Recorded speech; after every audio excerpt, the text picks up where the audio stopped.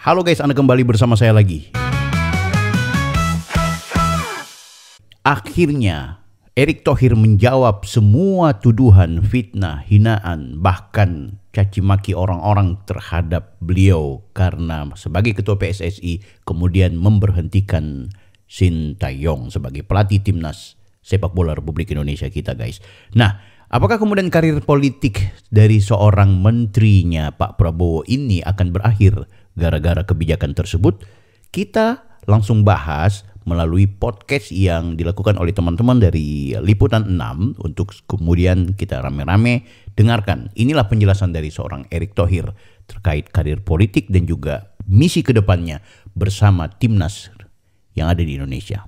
Check it out. Saya ingin tahu Pak, apa yang Bapak tangkap dari respon publik pasca dari pengumuman berhentinya Sintayong dari timnas kita? Ya, kita negara demokrasi. Akhirnya pelatih kesayangan timnas Indonesia, Coach Sintayong harus dipecat oleh PSSI. Kemungkinan inilah 5 penyebab Coach Sintayong dipecat oleh PSSI. Ini dia.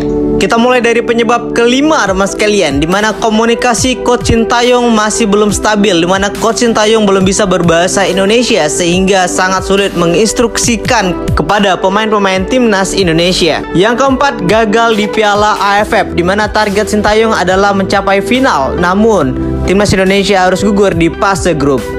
Yang ketiga teman sekalian, banyak pemain cadangan tidak berfungsi. Sebut saja ada Hoki Caraka yang selalu masuk di cadangan tapi tidak dimainkan, sedangkan Eliano tidak dimainkan teman sekalian. Yang kedua, formasi dan strategi timnas Indonesia teman sekalian, di mana formasi Coach Sintayong selalu banyak bertahan teman sekalian. Tapi dari Erick Thohir sendiri ingin bermain menyerang untuk timnas Indonesia sehingga mencari pelatih baru. Yang pertama, kalah lawan Cina. Sebenarnya Coach Sintayong harus keluar dari Indonesia setelah Indonesia harus kalah menghadapi Cina, namun butuh waktu. Sehingga waktu yang tepat adalah hari ini, ujar Erick Thohir untuk memecat Coach Sintayong. Semua bisa berbicara dengan konteks yang baik, menghargai perbedaan, itu hal yang lumrah gitu. Yang saya berharap kembali, saya menginginkan bahwa jangan misalnya contoh kejadian kita gagal waktu itu satu game di playoff Olimpiade ya, tapi terus kita emosi mengeluarkan kata-kata yang kurang baik kepada sahabat-sahabat kita di Afrika.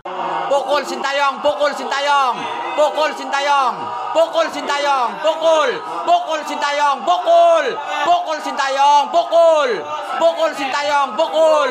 Kami mendukungmu, pukul Sintayong, pukul Sintayong, pukul Sintayong, pukul.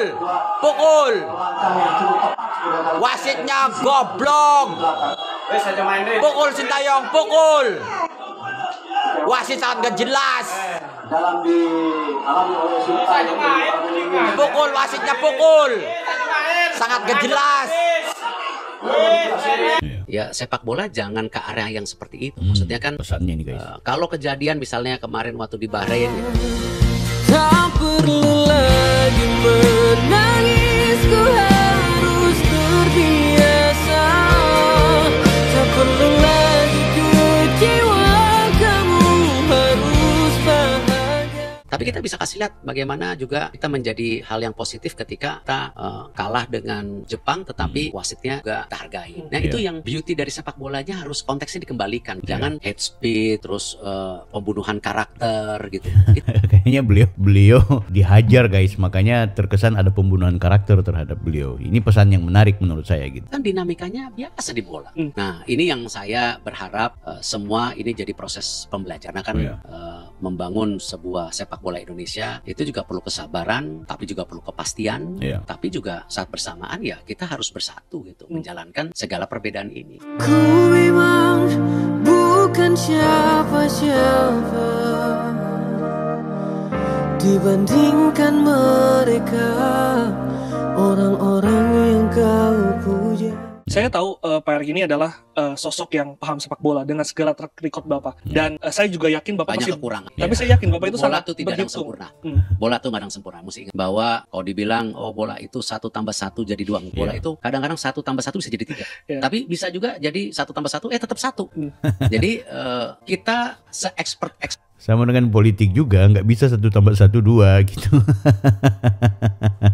expertnya di sepak bola pasti ada kekurangan. Ya, karena itu penting sekali sebelum mengambil keputusan itu pasti kita juga memperbanyak informasi. Di diskusi untuk mengurangi mistake, kesalahan. Itu pertanyaan saya, seberapa lama durasi yang Bapak ambil untuk bisa mengambil keputusan besar kemarin, dan juga siapa saja pihak-pihak yang Pak Erik ajak bicara? Ya, gini, kalau soal keputusan dibawa pakai emosi itu bukan. Ya, kita kan diberi amanah itu untuk sebuah kebaikan. Nah, ya memang pemikirannya itu ya sejak waktu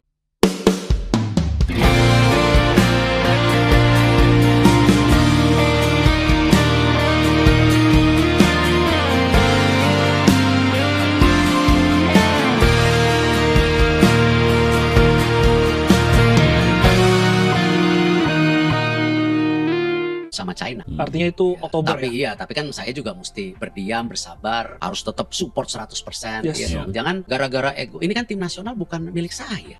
Iya kan? Bukan milik Glenn, bukan milik PSSI, bukan milik siapa-siapa. Ini milik bangsa kita.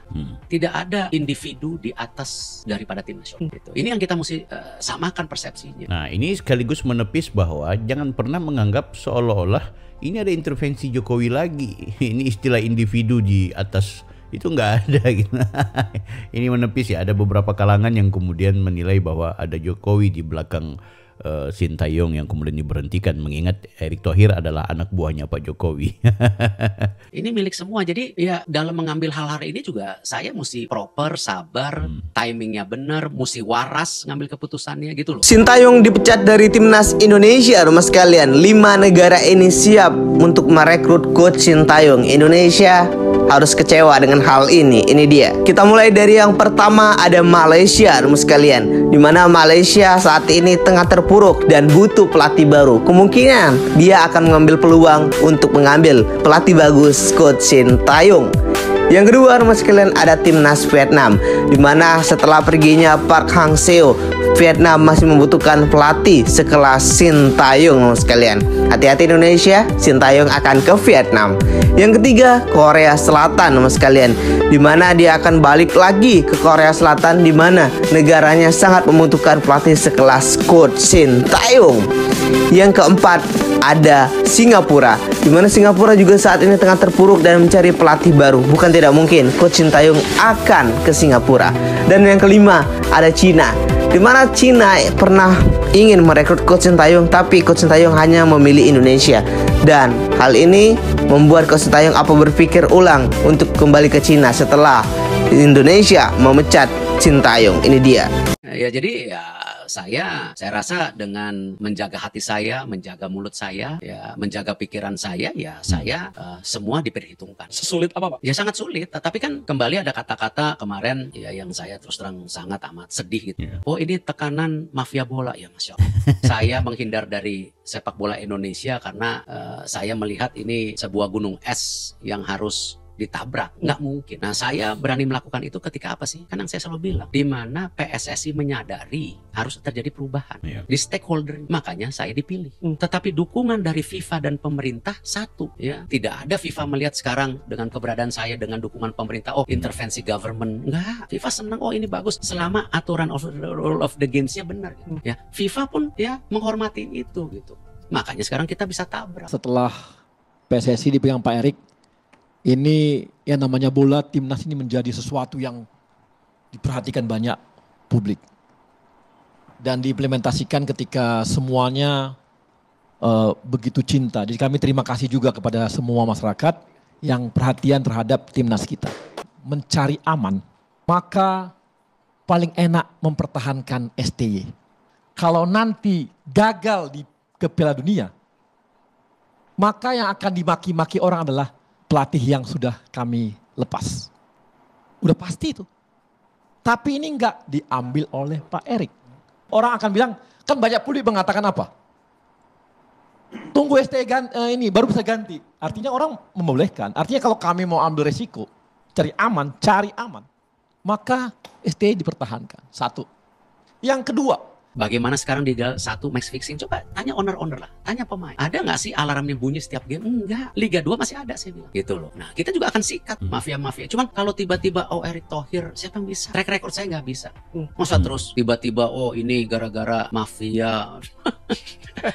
It's not me lah, kalau gitu bukan salah pilih ini. Dan itu saya sangat keberatan. Karena kalau saya dibilang ditekan-tekan sama mafia, saya bukan orang yang bisa. Kalau tekanan dari dalam, Pak, dari Nggak federasi. Nggak ada, ini semua pikiran waras. Bilang ketum kita ini kan, dia ini mengelola klub Eropa. Pernah bahkan mengelola klub Eropa besar yang di Serie A.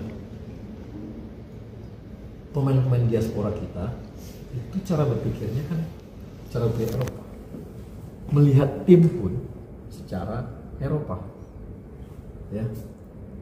Jadi agak beda memang dengan cara kita lah ya, yang selalu berpikir head coach gitu.